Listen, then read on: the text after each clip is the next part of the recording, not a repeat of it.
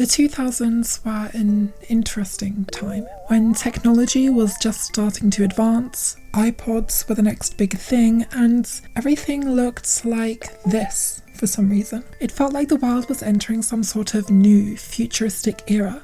And while today, where artificial intelligence is probably going to end up taking over us all and we look back at these simpler times nostalgically, there were some impressive advancements at the time. This obsession with technology had spilled into the toy industry in the 90s, with Furbies and Tamagotchis kicking off a virtual pet craze. And when the turn of the millennium came, Mattel, best known as the company behind Barbie, Polly Pocket and Monster High, combined this interactive toy idea with the world of fashion dolls, creating the peculiar line Diva Starz and its subsequent franchise of games, websites and webisodes. The dolls that could talk to you, interact with you and really knew what they were wearing. Today I'll be taking a nostalgic look through the history of the doll line, its website, uncovering a strange case of lost media and the cancelled animated series behind these forgotten robotic icons. Little is known about the development process behind the Diva Starz as far as I could find. The line was created by toy designer Robert Jeffway as he worked at Mattel, who were looking for their answer to the robotic toy craze by combining typical elements of a fashion doll like rooted hair and interchangeable clothing pieces with fairly primitive artificial intelligence that would let the child and doll interact with one another. They would essentially be robots, but like girl bosses. I'm sure hindsight is the main factor that hasn't been super kind to the Diva Starz. They are 20 years old by now, and while today we can kind of look back at the silliness of these things nostalgically, I maintain the idea that this was a very good idea for a toy, and Mattel probably executed it in the best way that they could have for the time. Often, great concepts, characters and design can outweigh technical limitations and allow something to hold up in the present day, and for the most part, I think I'd apply that to the Diva Starz, although of course they weren't perfect. In October 2000, Diva Starz launched their first edition dolls. The original line consisted of 4 girls who would go on to become the core characters of the franchise and its subsequent world building. Diva Starz! No other doll does the things we do. Wanna play dress up? Yeah! She talks to me! The first was Alexa, who has pale skin, blue eyes and long blonde hair styled in half-up pigtails, often depicted with heart-shaped hair clips, a classic Y2K hairdo. Her main colour seems to be pink across her artwork and accessories. She's the main girly girl of the group who likes fashion and is a natural leader. She is not officially the main character, but she was the blonde one, she was the pink one, she was the one primarily featured in all the advertising. She was supposed to be the most popular one. The next character is Nikki, who is the sporty one. She is Latina with tanned skin, brown hair and purplish eyes. No, I am not making that joke for the 3rd time. She's often seen in athletic and leisurely clothes. She's the cool, kind of tomboyish one of the group. Next up is Summer. She has green eyes, pale skin, flowing auburn hair with bangs, and she's like... She is the outdoorsy character who's an environmentalist and loves animals. I think if I was alive when these dolls were actually a thing, she absolutely would have been my favourite. I love her style. It's a little bit whimsical and flowy, which is kind of how I aspire to dress. Although I don't think that shows through as effectively in the doll itself as it would in her artwork and the websites throughout the years. Lastly is Tia. She has dark skin, brown hair and brown eyes. Her base doll is seen in green overalls and a camo orange vest. Her thing is that she likes to make music and she's really into technology and gadgets. She self-describes as a hip, cool chick and uses all of the radical lingo from the 2000s that made anything technical seem beyond cool. The interesting thing about these girls is that they were different to everything else on the market at the time. They weren't that of a typical baby doll nor a Barbie-like fashion doll. Instead, these girls were kind of chunky and cartoony. The dolls themselves stood at about 9 inches tall, but that was offset by the huge heads with large round eyeballs similar to Blythe dolls, their slim plastic bodies, and of course, the gargantuan feet to accommodate the 4 AA batteries necessary for the dolls to function. Okay, but seriously, like, where the heck are they finding the right shoe size?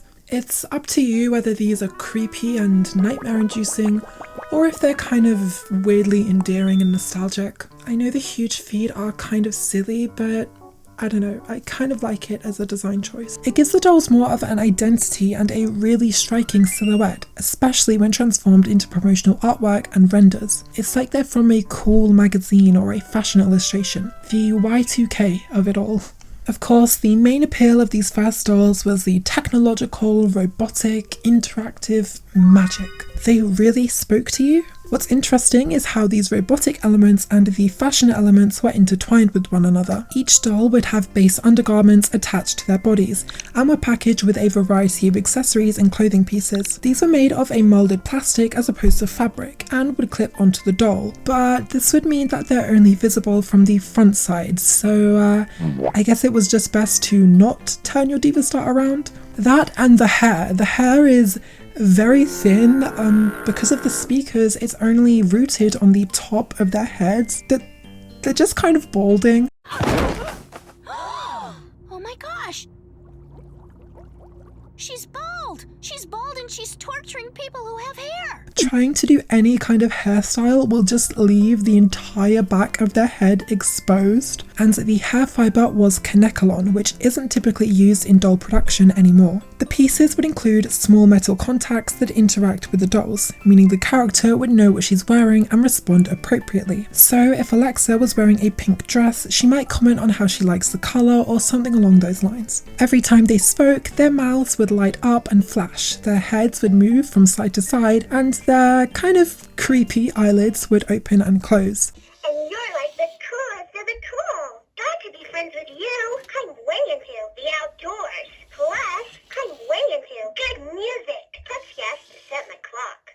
The dolls would often speak in Franken sentences, which is an editing term for when words and phrases are cherry-picked from different points in time and kind of smushed into one to create a new sentence, so it ends up sounding kind of unnatural and robotic. You'd mostly communicate with the doll through their shoes, which had appropriate buttons for yes and no, as they'd ask various questions about which clothes you like and what you do for fun. They'd tell you the word of the day and mutter various things about fashion or school, all the generic stuff pop culture depicted teenage girls as caring about at the time. The shoes even had IR sensors, which meant the girls could communicate with each other if you had more than one doll. So all in all, some pretty funky tech, although your communication was kind of limited because the dolls couldn't actually hear what you said. The other interactive elements came from the accessories. The doll's hand also had small metal sensors, which interacted with various items to open up new interactive play. For example, each girl had a cell phone where they'd imitate talking to the other characters across the phone. They also had a mini gaming handheld, totally not a Game Boy,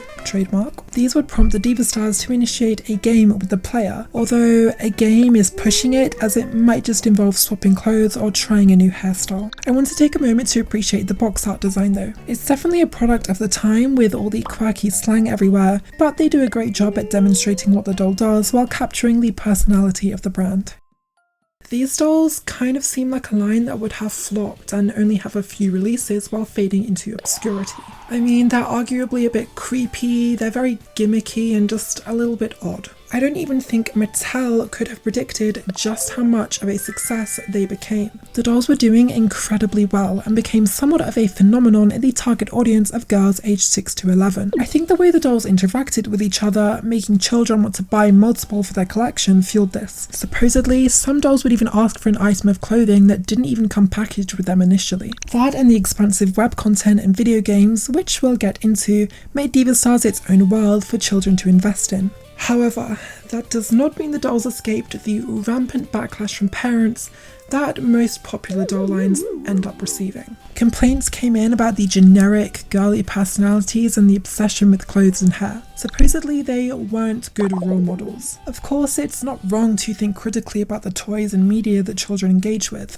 I'm all for that, and I think it's absolutely true that these things can play a part in shaping a child's development and the way they perceive themselves. That being said, I do think that a lot of the outrage and backlash towards toys like this, towards girls' toys, simply demonize femininity. I also think they undermine the fact that children know the difference between pretend play. I think towards Diva Starz, these criticisms are a little bit more fair though. Their personalities are kind of generic and lack a lot of depth. Due to the primitive technology, they'll often just repeat the same things over and over. They don't have a wide range of ways to express themselves, and there's less of that ability for a child to depict their own story onto the toys. But using language like airheads and tacky just reinforces negative stigmas, in my opinion. The body types of the dolls were also criticised for being overly thin and disproportionate, which could promote an unhealthy ideal to children. Ah yes, I forgot the beauty standard is huge heads, thinning hair, and monstrously sized feet. Yeah, generally these kind of critiques are justified by the fact that characters are meant to look out of this world and inhuman, which I think is pretty obvious. I don't want to be dismissive of these critiques though, because in general, body diversity isn't something the doll industry really cares about as a whole. It's kind of interesting that the Diva Starz would actually predate Bratz, who would go on to become similarly Y2K and similarly critiqued for pretty much all of those exact same reasons. So I guess the Divas were kind of the blueprint in that sense. Following on from Mattel's huge success, the mini Diva Starz line released in 2001. These stood at about 15 centimeters and only had one non-removable outfit. They were nowhere near as interactive as the Wave 1 dolls due to their size and price. They only had 4 pre-recorded phrases, each which you could trigger by pressing a button on the doll's head. There wasn't really much interaction or actual movement. The accessories for the mini dolls were a lot more fun though. Each doll came with a purse and some fun hair clips to style upon their huge heads. But for the first time in Diva Starz history, fully fabric clothing in the form of hair accessories.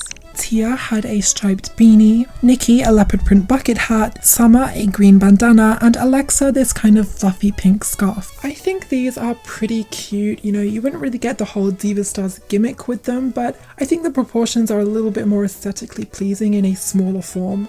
But also, like, what's the point of them looking this weird if they're not even robots anymore? They would also release plush versions of the character in 2001. I'm on the fence whether these are kind of sweet and cute or even more nightmare-inducing than the robotic dolls. Boop-de-doop-boop.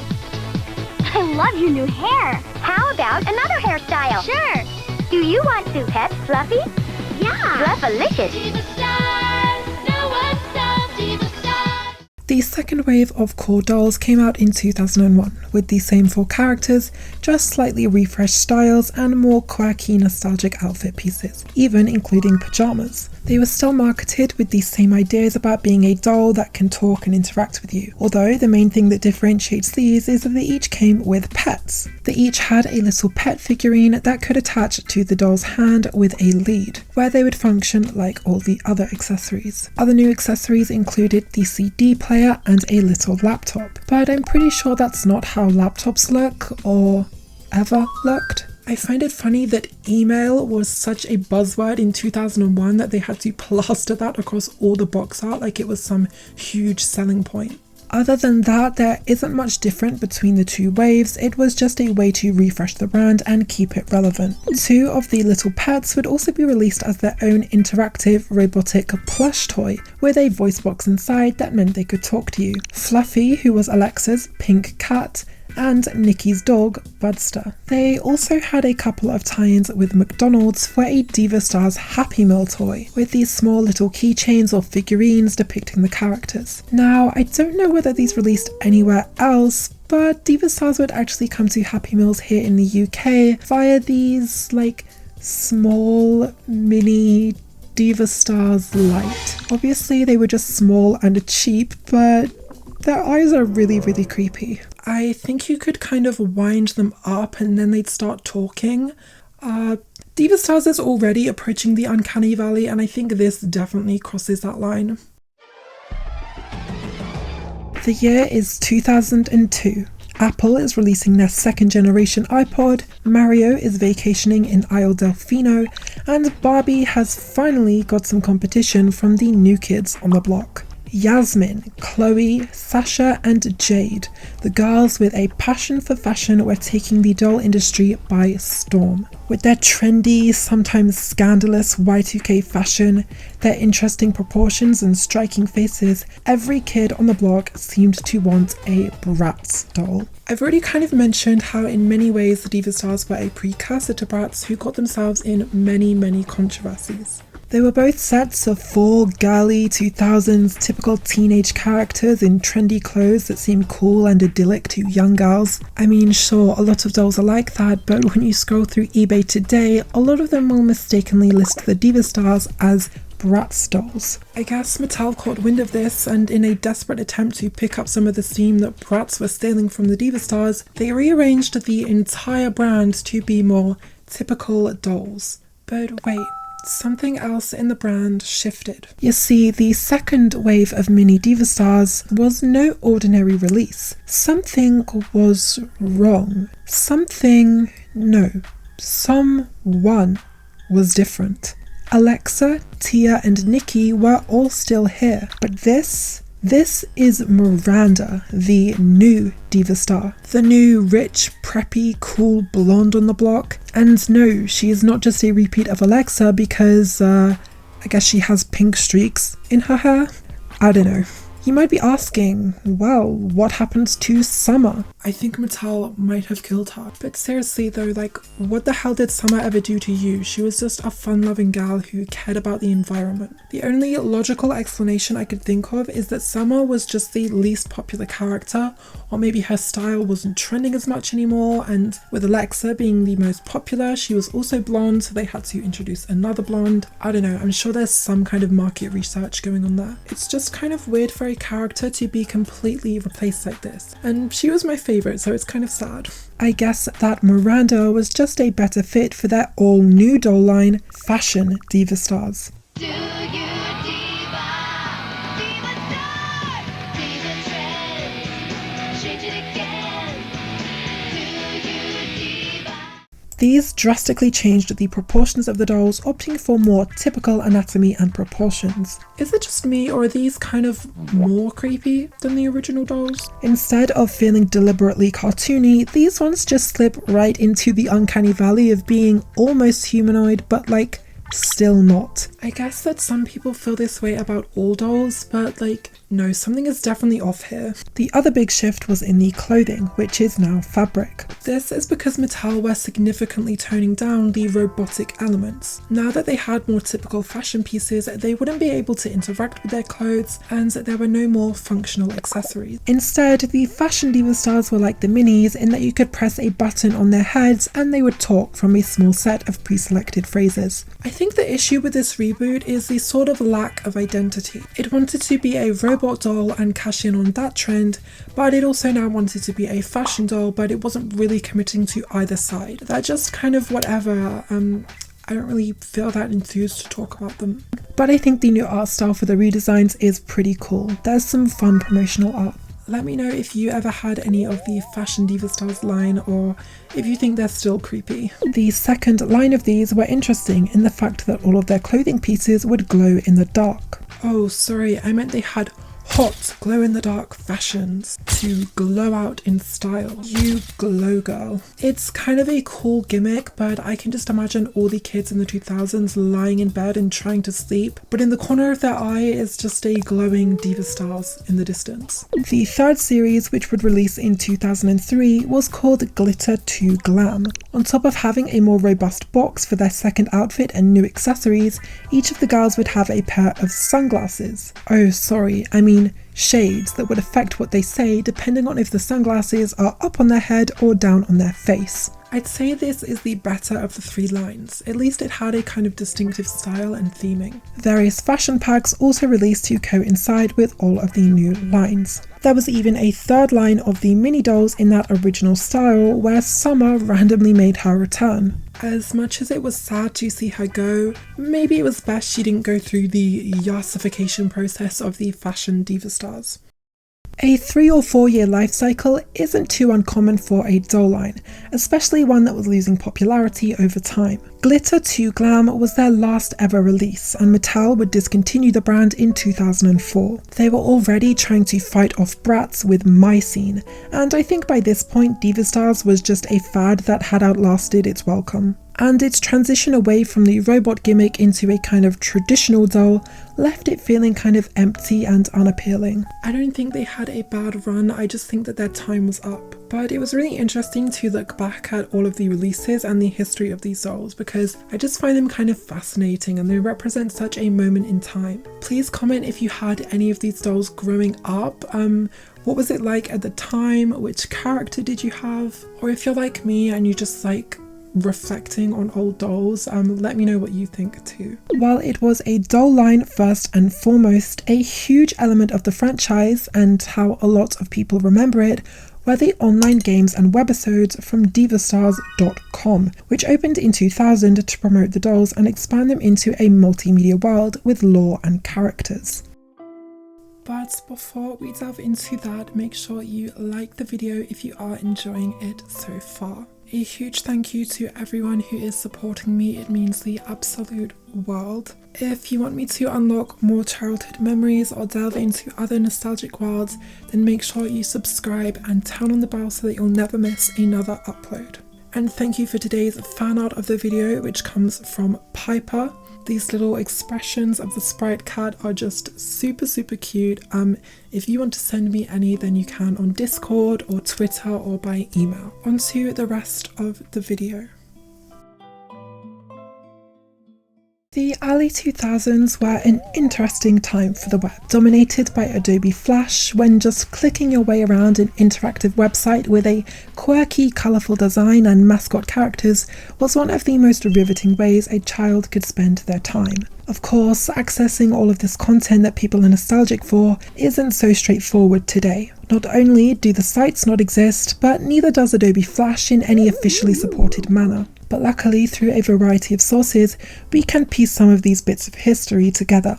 On divastars.com, you'd be greeted by the 4 original girls, whose personalities are stuffed into an opening catchphrase. And to get a stronger picture of what each character is like, you could take a look around their bedrooms. Well, sort of. You can just about side scroll through these little boxes of Flash style assets, a few of which were ever so slightly interactive with the appropriate divas saying fabulous phrases to the side. Alexa's room is all pink with a big vanity, shoes and a computer, and you can interact with her diary. Summer's room has a bunch of plants and flowers, a hanging butterfly spiral, and a fish tank, which by clicking into it you can organise your own little aquarium. Tia's room is green and blue, and while she has a lot of clothes and such, it's surrounded in technology like lamps, speakers, laptops, headphones and CD players. Very Frutiger Aero vibes.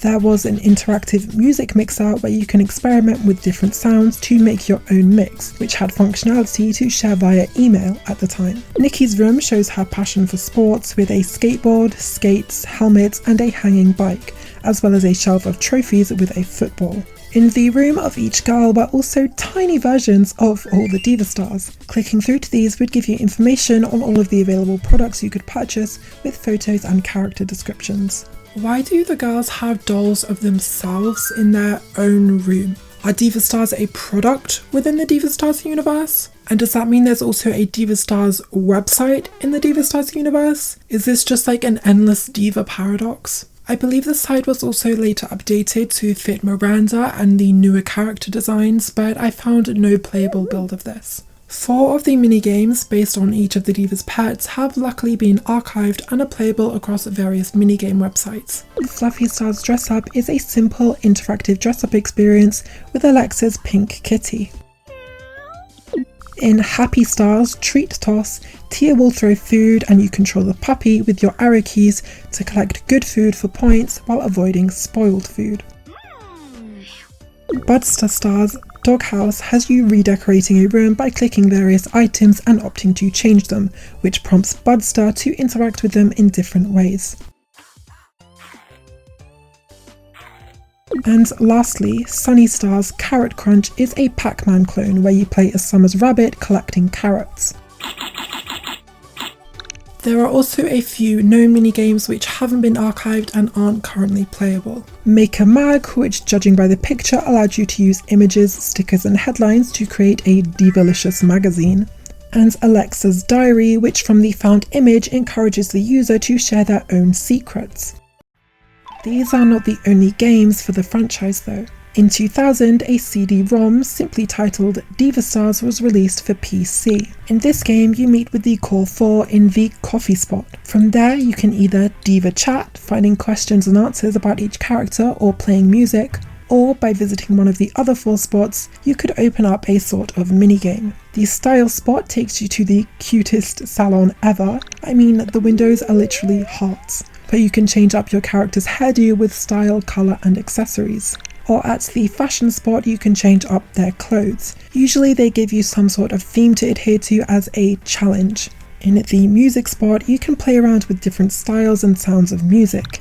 And in the arcade, there were 3 minigames: Diva Rollers, Diva Marks, aka Tic-Tac-Toe, and Power Purse. Playing would earn tokens to redeem for new clothes and styles. The gameplay loop was fairly repetitive as it doesn't offer a lot of variety in its activities, but from reading online I know a lot of people have strong memories of playing this game and loving it regardless. The style and aesthetic is honestly unmatched. It's arguably outdated, but I genuinely love the way the game looks and feels, from its quirky music, the techno user interface, the colourfully nostalgic style of the backdrops and sprites. The way it's framed and organised is just kind of cool, for lack of a better word.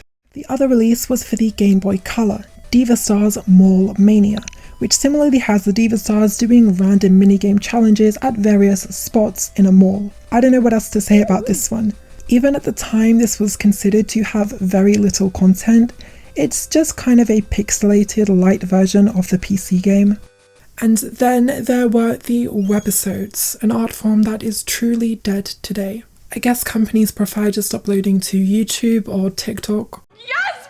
I am in love with Nate Jacobs and he is in love with me and you guys can all judge me if you want. But for now, imagine it's the 2000s and you're enjoying the compressed audio and simple visuals of these web adventures. There were 14 Diva Starz webisodes from 2000 to 2002, which each had short stories following the shenanigans of the 4 characters, which would prompt a small game. Obviously, the animation, if that's even what you can call it, is not exactly high end for these, and the art style is a little bit out of the box, but personally I just find it really interesting to look back on. For a while, these were considered to be completely inaccessible. Lost media, if you will. But thanks to dedicated fans and a variety of sources, 9 of the 14 have resurfaced, and I will be going over each of them as well as their journey to being found. I want to give a shout out to Forever Brats for being a huge player behind finding a lot of these webisodes that were previously lost and uploading their findings to social media, where they also discuss dolls and other nostalgic things if you'd want to check them out. Also, the Diva Starz fan site, which is run by Lizzie, has been a huge help, as well as Doll Lover Bratz fans on the Lost Media Wiki. Episode 1. Meet Us at the Mall. This tells the story of how the 4 Diva Stars met one another by bumping into each other at the mall. Their belongings then get mixed up, and the game is that you distribute all of the jumbled items to the appropriate diva based on their personality or what you've seen from their bedrooms. This one has been found through the website and portfolio of Mark Detresser, who had been working in tech and internet marketing and contributed to the content of divastars.com. But the webisode is a little bit glitchy. The opening scene doesn't play out as intended. All of the clips have kind of layered on top of each other in a very odd way. Episode 2. Dress Them and Do the Walk. The divas are at a fashion show and need to walk the runway, so it pretty much becomes a typical 2000s dress-up game with changeable hairstyles, clothes and shoes. I will say the way it's stylized makes it pretty cool. The webisode was found on the website of Joseph Burrill, someone who worked on the visuals, and again it's on Flashpoint. Episode 3. Diva Starz Rock the House. While preparing for a concert, Summer brings over the instruments only to find they're not all in tune. The player then assigns each diva the correct instrument and tunes them correctly, so that they can put on a great performance.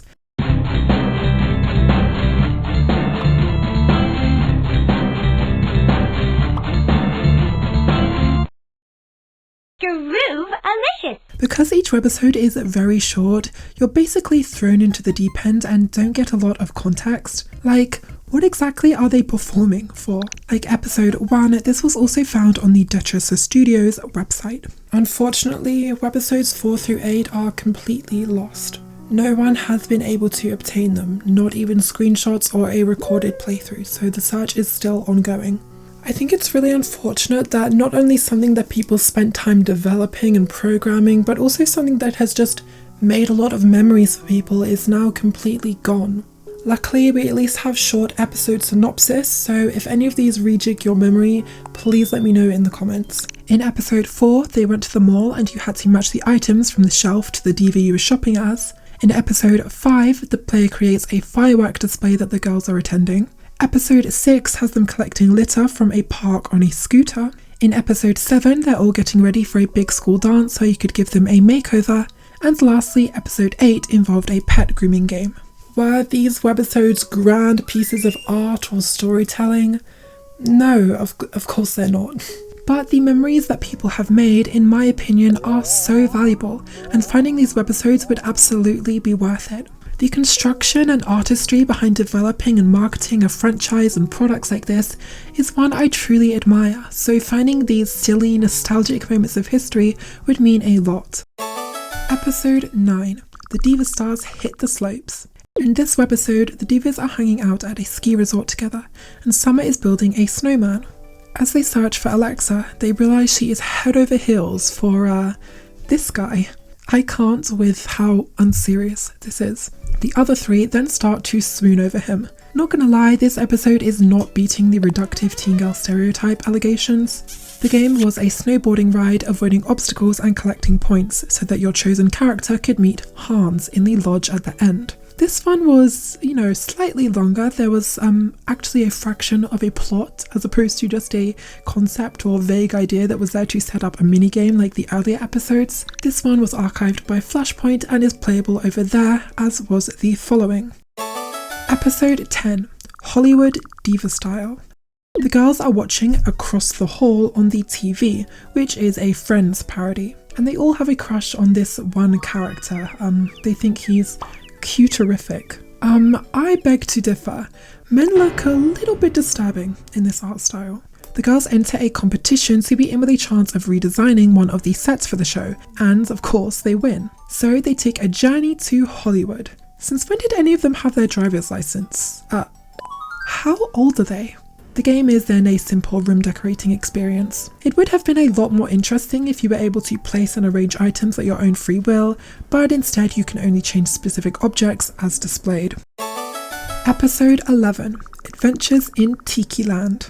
The four divas are travelling via plane to Hawaii for a vacation, where they're greeted by a group of new friends, and then invited to a tiki party and given these new outfits. You then get to create your own dance routine by choosing a character and clicking the different animations. I feel like this episode could be a bit offensive. I'm not too sure. Also, because they're wearing sandals, seeing bare feet in this style of anatomy is offensive in and itself. It's really creeping me out. That would actually be the last webisode to feature Summer, as the following few would have a newer, sleeker style to accommodate the stylish redesigns of the fashion Diva Stars. While initially thought to be lost, the next few would eventually be uncovered thanks to a YouTube creator under the name Sugar Software. While digging through the Diva Stars fan site on Weebly, she found the portfolio of one of the former Flash designers working on the site at the time, Nilo Tipler, and she was subsequently able to find his Twitter and contact him about the lost episodes to see if he had any information or could share them. Luckily, he would eventually respond and sent over a Dropbox file, which contained some of the Flash content he designed for Mattel, including the aforementioned pet games and the final 3 webisodes. Episode 12, Popstar Dreams. While the files have been recovered, they're not easy to execute or readily available, so all we have for episodes 12 and 13 is the footage captured from Sugar Software's video. In their updated art style, Tia, Nikki and Alexa are heading to a concert for a pop star called Samantha. Summer's absence is explained by her being on an ocean rescue mission. In the audience, they're sat next to Miranda, so I guess this is her introduction to the group. It's never a dull day for the Diva Starz, so they actually get invited on the stage with Samantha to be her backup dancers, and so the player drag and drop different dance moves into a timeline to create the choreography. Episode 13, Fashionland Fun.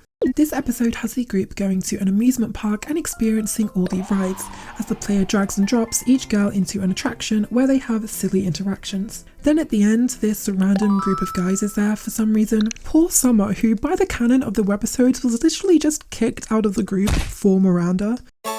Episode 14, Fashion Emergency.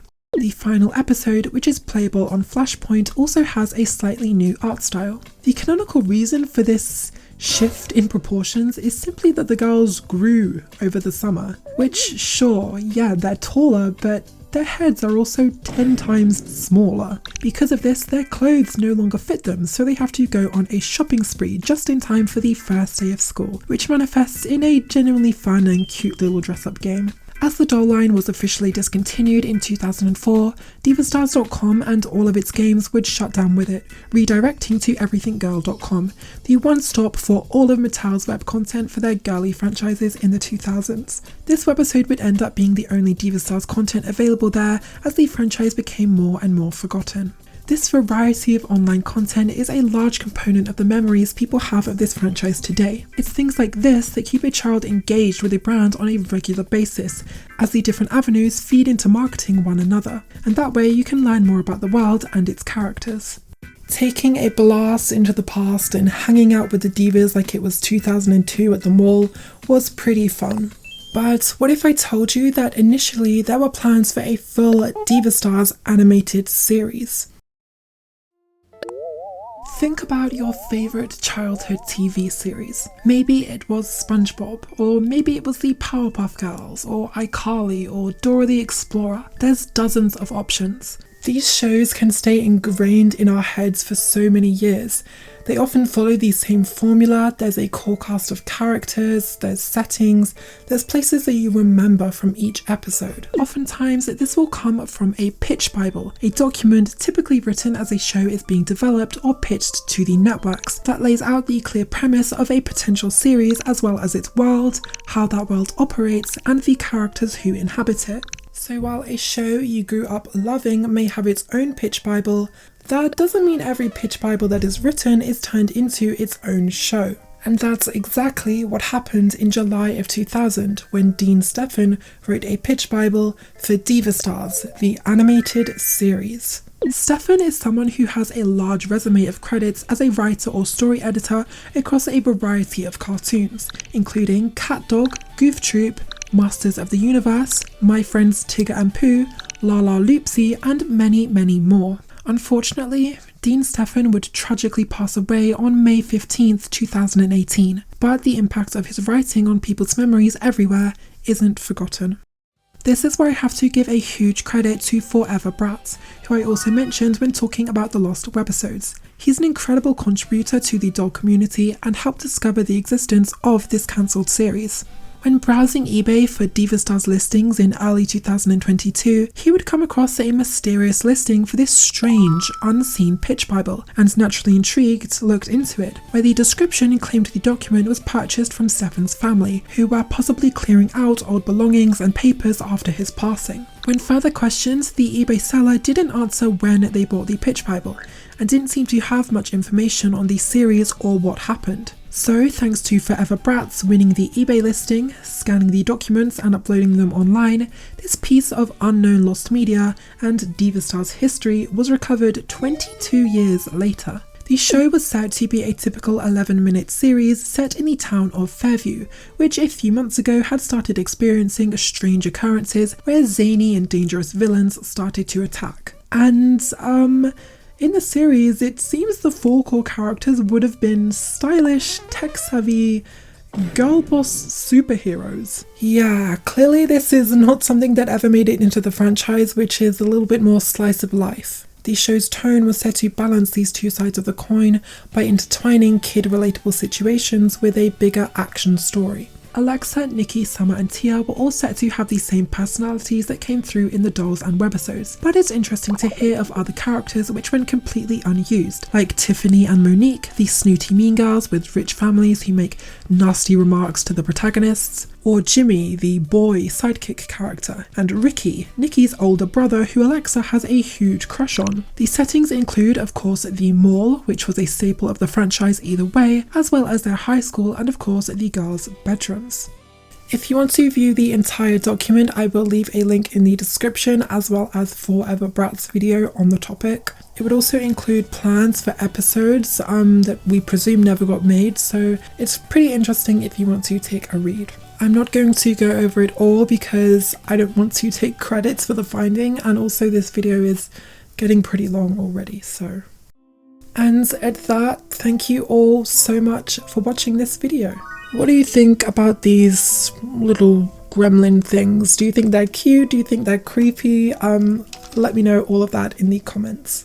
Did you ever play the games? Would you have watched the animated series if it ever got made? I really enjoyed delving into something a little bit more niche and something before my time. And if you also enjoyed, don't forget to like and subscribe so that you'll never miss another upload. But yeah, thank you all so much for being here and for watching, and I hope to see you all again soon. So bye.